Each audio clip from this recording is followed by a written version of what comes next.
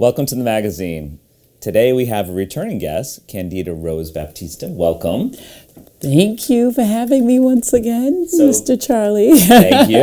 So I got to tell you, this is very exciting because we're in July. Yes. And well, almost July. Yes. Well, today is June 30th, technically. Yeah, okay. But we have a lot to celebrate in the month of July. Mm-hmm. And so tell us something about something that started out as Cape Verdean Recognition Week. And now we can celebrate for a whole month. Yes. So how did this all come about? Well, so first of all, the Cape Verdean Recognition Week has been happening for over 50 years, right? Yeah. So I want to always make sure that I give honor to that, right? So this week is Cape Verdean Recognition Week, all the way up through July 5th, where the parade is happening. Yes. That's sort of the big culmination of the week, right? And then Monday, today, June 30th, however you want to put that in there, is the flag raising.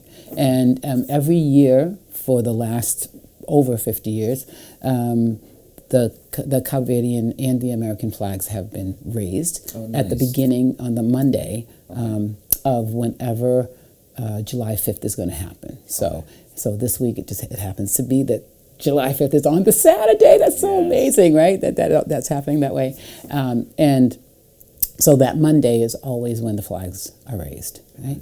And, I believe that's significant just to let people know that, okay, this whole week is about Cabo Verdean culture. It's all about learning, understanding, and honoring those who have come before us, right? And the contributions that have happened in the city, in this region, in this state, in this country, right? But for all intents and purposes, it all started in New Bedford, right? With with a few little pieces. I always have to say that a few little pieces kind of started like in Nantucket, and but the sort of the big migration of folks came through New Bedford, right? Ron Barboza, I don't know if you know Ron Barboza, he's an amazing historian, photographer, and he calls New Bedford the Ellis Island of Cape Verdeans, because that's, this is where we really came through. And we made this our tabanca. Tabanca means community, so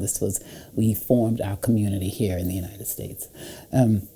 So that's significant for all to see that, right? Mm-hmm. And then, to just kind of look all the different things happening this week. We have there's a wonderful poetry reading that's happening at the Vet. So of course the Verdean Vets Hall has always been one of the hubs for Cape Verdean culture and history and heritage, right? And so it makes sense that things sort of happen around the Verdean Vets. But also we can't forget the new Cape Verdean Ultramarine Band and Club, which was also the very first Cape Verdean social club in the United States, right? So like on Sunday, the 29th, we kind of started things off there with a performance at the band club. Yeah, lots of things. And again, of course, culminating the week with the parade. And then we get to do more, awesome. right? Because, and not that it ended like with the parade in the years past, but I think acknowledging that July is such an important month for Cape Verdeans all around the world, right?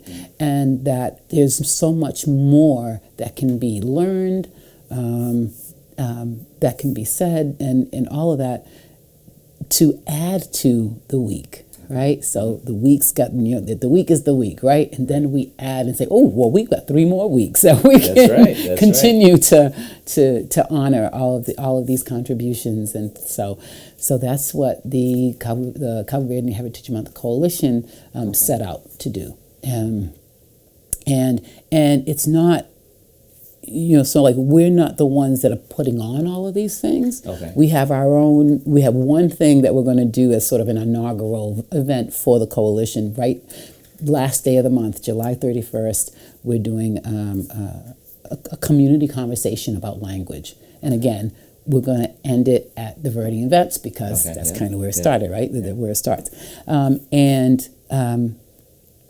So we have the July. We're ending it with July 31st. But what we have set out to do is more of let's bring all of the things that may be happening in July that people may not know that's happening, or even ourselves. I mean, because maybe an organization is doing something over here, another organization might be doing something over here, but we don't know that we're doing it, and it might be might overlap. So let's all join hands.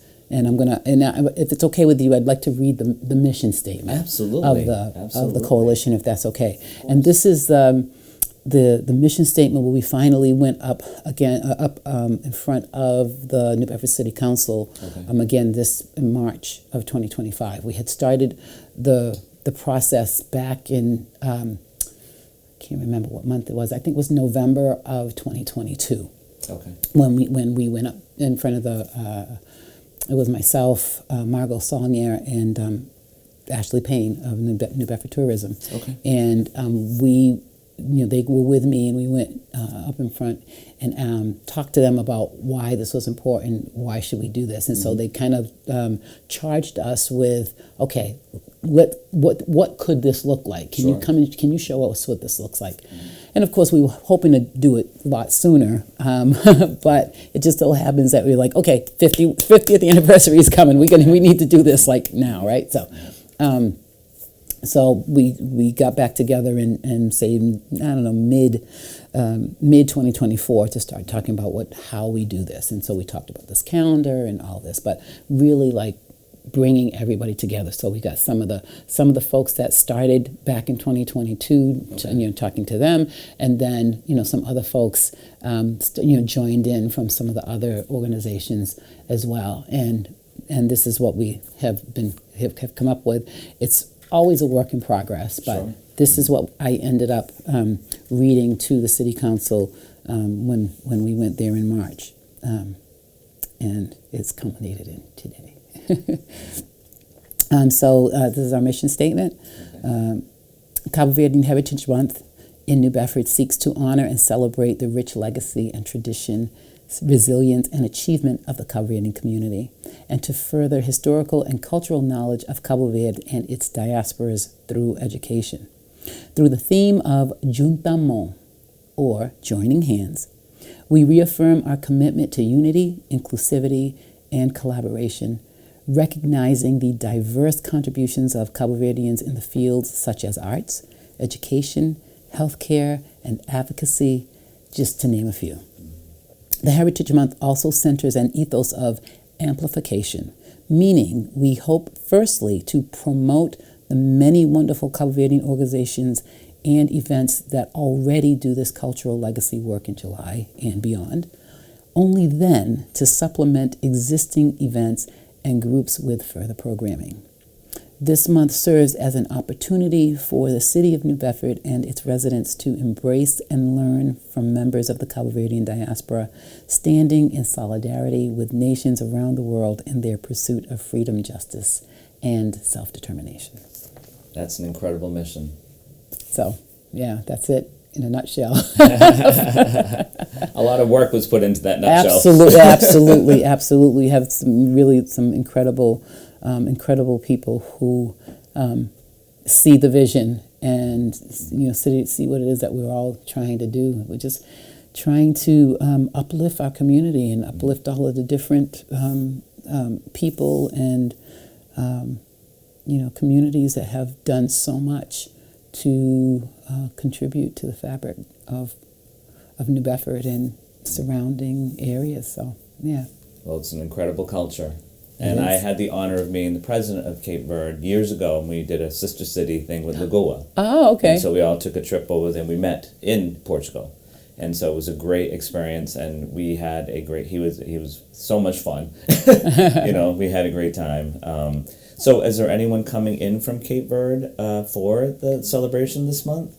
Well, this month, so the Honorable First President of Cabo Verde, the Honorable Pedro Pires, was here, and I'm not sure if he's still here or if he's gone back. But there was a big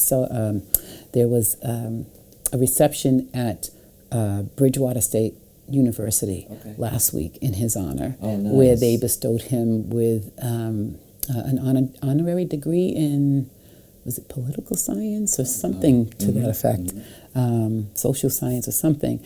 And so he was here, and this may be, I don't know if he's going to make any other trips to the United States, but he wanted to make, because so many people in New Bedford, actually, like even my cousin Buddy Andrade, Salam Mateos, they were actually part of the revolution. They were actually part of what was going on for independence back in 1975. Wow. So New Bedford played a huge part in helping, in helping Cabo Verde, and it's the diaspora is so important. Anytime you talk to any of the dignitaries, you understand how important the diaspora is to Cabo Verde. And then the Prime Minister, the current Prime Minister, was here, and there was a gala in his honor on Friday night. So the consulate to Cabo Verde in Quincy, they put together a gala on Friday night, and that was at the Venus de Milo. Oh wow! Okay. So and then I'm not sure that there might be a Minister of Culture. Maybe I've heard the Minister of Culture is here. So it's always around this time. There's always dignitaries from Cabo Verde that are here. But I don't know how many are going to still be here during July 5th because I think some of them, they want to be home. Yeah, they want to be home. Of course. So, but I have to say that I was in Cabo Verde for the July 5th back in 2016. Okay. And interestingly enough, we did more here. Oh, really? At least at that time, there didn't seem to be as much going on there at that point. But hopefully that's changed. And so, but yeah, it was like, wow, there's all this stuff going on at home. And like, so anyway, but. So what some other events that are happening this month? I'm sure there's several. Yes. And how would people be able to find out? Because in case we don't mention one of them, where can they go and discover what's happening this month in New Bedford? So I think there's a couple of different ways. I think the way that we've connected with Explore New Bedford through the Destination New Bedford tourism website, through the City Hall's tourism website. And so what we've done and what they've done with us is that if you put in an event and it's connected to Cabo Verdean culture, you can tag that. Right? So all of the events that I'm doing this month, which are quite a few, You're a very busy lady. for my own Golden Rose music, and then also for I'm doing something for the New Bedford Art Museum for their Friday series. I'm doing that's on July 11th. I'm going to be a guest with it's at the First Unitarian Church. They every first Sunday of July, they do a jazz service. Very nice. And I'm going to be performing with Royal Hardigan and his Acoma ensemble, and we're going to be doing a couple of pieces to honor Cabo Verdean 50th independence, and so I'm part of that as well. But I also have a few things. I talked about June 29th already, which was yesterday. I've got something happening at the Verdean Vets on July 13th and another event on July 24th. And this is all part of the Cabo Americanos to some of us. We talked about my book before, right? Yes, so Cabo Americanos to some of us, exploring the Cabo Verde United States musical connection and legacy. So there's a 3-part series that's part of the grant I got a grant from New Bedford Creative, Wicked Cool Places. Okay. And I think they're also funded through the National Endowment for the Arts. And so I'm doing sort of a 3-part series exploring the book and the people in the book and the shoulders that we stand on. So those 3 things are happening. And then I got a New Bedford Cultural Council / Mass Cultural Council grant. And I'm doing another one of those presentations at the New Bedford Public Library on July 26th. Now, do we need tickets for these events? No, everything is free because the stuff that I'm doing, they're all grant-based. Okay. And so, no, there's no... So it's open to the public? It's open to the public. Yeah, nice. Just come. I mean, I know it's a lot of Candida Rose to take in at once sometimes, but no. The more the merrier. But it's just it's part of my way of disseminating the information that I gathered, right? When I went back to school and did my master's, and again we talked about this I think last time, is that when I had this booklet, I did this research, and so this book is still part of that. Sure. So yeah. It's continuing to disseminate that information. And tell us once again your website. So my website is simply candidarose.net. Okay. But you can also find me through Facebook and Instagram and all those normal social media channels. This is an exciting time, and so I know I mentioned a lot of the things that I'm involved with, but there's so much. Okay. There's so many different events. There's and I've been telling everybody as I've been talking about Cabo Verdean Heritage Month, is that if you have an event that you want people to know about, and it's connected to Cabo Verdean heritage culture in any way, even if you happen to be Cape Verdean and you're doing something, right? So like on if you've seen the calendar, July, I believe it's July 16th, there's a young woman, Audra DePina, who is doing a yoga session at Sangha, and she's Cape Verdean, she's Cape Verdean American, and so she's doing a wellness session at Sangha. So it doesn't matter if it's connected to Cape Verdean culture in any way. Please put it up there, and so people can see it. I think there's a brunch happening. I don't remember exactly what date that is, but I think Lorraine Tello has something. I think and we get all that from the website. You can get all that from the website. I believe CVAMB is doing something at some point in July as well. So there's so much going on, and I want to give a shout out to. There's so many people that have helped in making this possible, but I want to just give a quick shout out to Margot Saulnier, Ruby Erickson, and Ashley Payne, only because their tireless efforts to get all of this information. There's a lot of information to try to get this onto the tourism page, and trying to coordinate all the different people, and trying to get people to get, and if folks are not able to do it themselves, they've offered to do it themselves to help. So I just wanted to give them their props. Well, thank you. You have a great team of people, Yes. and once again, Candida, we look forward to celebrating the month of July. Yay! Look forward to seeing everybody. Thanks again.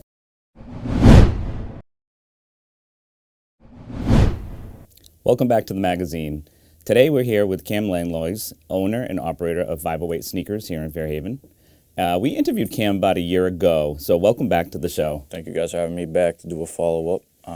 Absolutely. So what's been happening?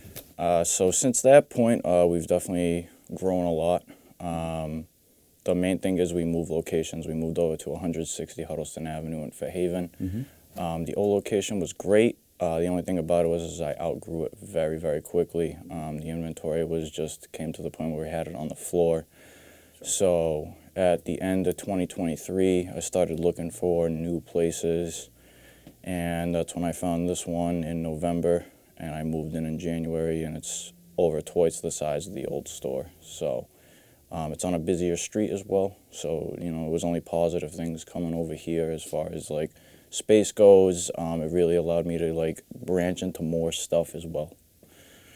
Well, that's great. No, it looks great in here, Cam. Congratulations. Thank you. So you also opened up a gym. I did. So that was a little bit after I think we talked last time. Mm-hmm. That was pretty much just another investment that I made, doing a second business. I did that with my friend Jared. So we kind of came together, him as a trainer, me as a business background, Mm-hmm. and we came together and we did that. So I have a gym. It's 508 PSC.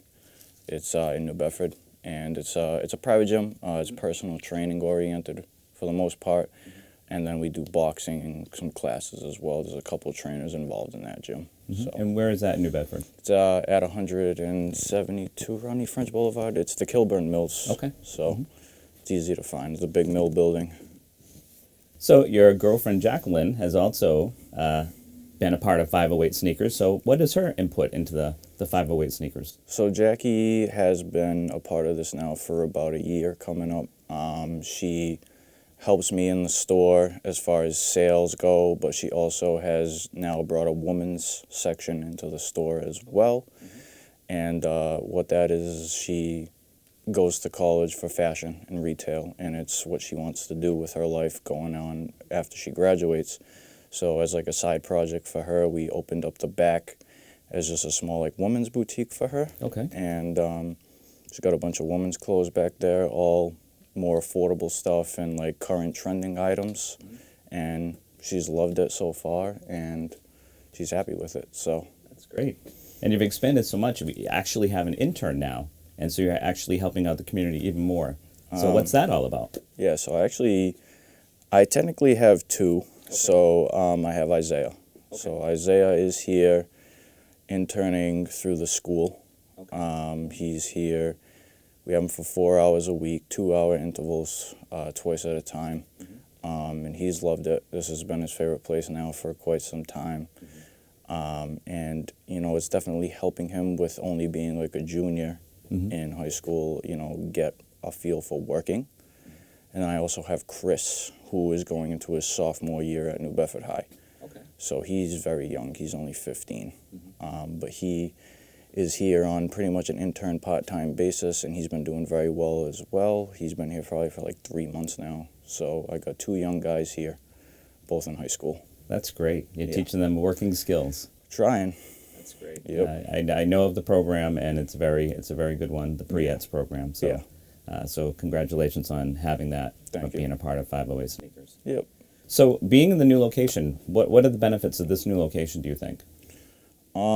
So the biggest one, like again, was size. I had needed to upgrade badly. We have 2 rooms here. It's a lot bigger.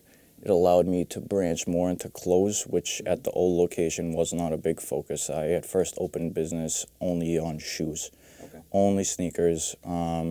We started bringing clothes in sometime like last year, and it's just really blown up, and it's actually generated a big part of the store's sales. So I'm glad that we were able to bring that in. And also being on the busiest road in Fairhaven with advertising the logo and stuff, it's definitely drawn in, you know, more business, just growing as well. So, And you have a nice sign so people won't miss it. yeah, my logo is very easy to identify nowadays, so. That's great. Yeah. So in terms of the last interview, you talked about what the hot, you know, sneaker was at the time. What's the really one that everyone's looking after now? So going back to that point, I would say I probably said Panda Dunks was probably like the hot item in Jordan 4s. Jordan 4s are still hanging on there. Panda Dunks have definitely died off, so you can see that even in like a year's time, like stuff does die off. The big one right now is Asics, believe it or not. Asics have made a comeback.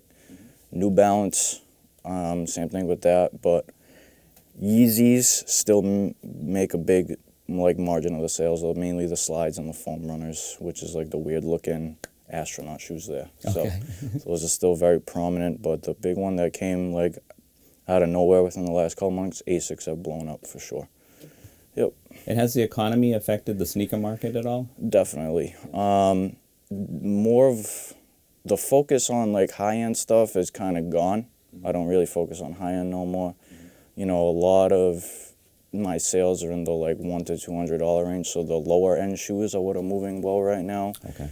The higher-end stuff, it's like you said, the economy is just very poor as far as financials go. Everybody has hardships coming up and inflation and stuff, so like, you know, a luxury shoe store like this, you know, when everything is like higher priced, it can drive business out, but businesses remain solid. Just putting more of a focal point on clothing and lower end shoes and, you know, keeping popularity going, but also with budget items. And but you have great products here as well. We do, yeah. I mean, I still have a bunch of high end stuff too, don't get me wrong. It's just sales on that is not like it was a year or two ago for sure. You know, the higher end Jordans and stuff, we still move them, but just not as frequently. So. And what are your hours of operation here? So we're here 6 days a week. The only day that we are closed is Mondays. We're here Tuesday to Friday from 2 to 7, weekends 12 to 5. If people want to see Isaiah, he's here from 12 to 2 on Saturday, and he's here 2 to 4 on Wednesdays. Sure. He's a very popular guy in this area, so he always gets his visitors. And then other than that, we're closed on holidays, but we're here 6 days a week. Obviously, we're not here for like the biggest gaps of time, but during the week, we just found it not really to be beneficial to open at like 11 or 12 just because most people are working, kids are in school. So we open later in the day. Your afternoons are much busier. Yes, for sure. So what's the future now? Last year, we didn't know that we were going to be in a great new space with 2 rooms and lots more inventory. Yeah. So what's the future for 508 Sneakers? The future could be so many things, you know. I am here for a few years on my lease, so I still have over a year left here. I also just bought a house, so that did consume up. Congratulations. Thank you. A lot of my, you know, extra funds, so now we're rebuilding back up. I mean, the store is already pretty full, I will be honest. You know, 6 months in, we've already almost run out of space again. But I think that for a little while at least, my focus is going to be kind of just riding it out, you know, just kind of like settling into things. And then maybe in a year or two, we'll focus on maybe growing again. But for right now, I'm kind of just like living in the moment and enjoying things. It's been really hectic for me the last 3 years. You know, my first store, I wasn't even there for a year. And then I moved. Then I moved to that store, and I moved out of that store in a year as well. So it's like it's been move, bigger. A lot of other businesses, opening the gym, buying a house. My next thing is kind of just be to enjoy my house, enjoy my business, and kind of just stay steady for a little bit before we go doing anything else, you know what I'm saying? Yes, absolutely, Cam. Well, it's not easy owning a small business. It is and to grow as much as you have, and to being so young, to have such great growth in a business, you should be applauded for your efforts in the community. So this is a great success, Cam. I appreciate that. Thank you, Charlie. So we want everyone to come out and come to 508 Sneakers, and you have to build up your inventory again. I do. And as far as the inventory goes right now, just to give you guys some info, we do carry everything from like toddler shoes, so like 2C, little kids, baby shoes, up to men's 13, and then everything in between. We have clothing from extra small through double XL, shorts, hoodies, all the major brands. And we have actually over 1,000 pairs of shoes in the store right now. Same with clothing as well. So there's a ton of items in here for sale. It's pretty hard for somebody to walk in here and not find something that they can leave with. So sure, and absolutely. That's what we aim for here at 508, is trying to give something to everybody. So. And doing a lot for your community as well. Exactly, yep. Well, Cam, once again, thank you so much for being such a great part of our community and for your successes. No problem. Thank you for having me, okay? Appreciate it. Thanks, Cam. No worries.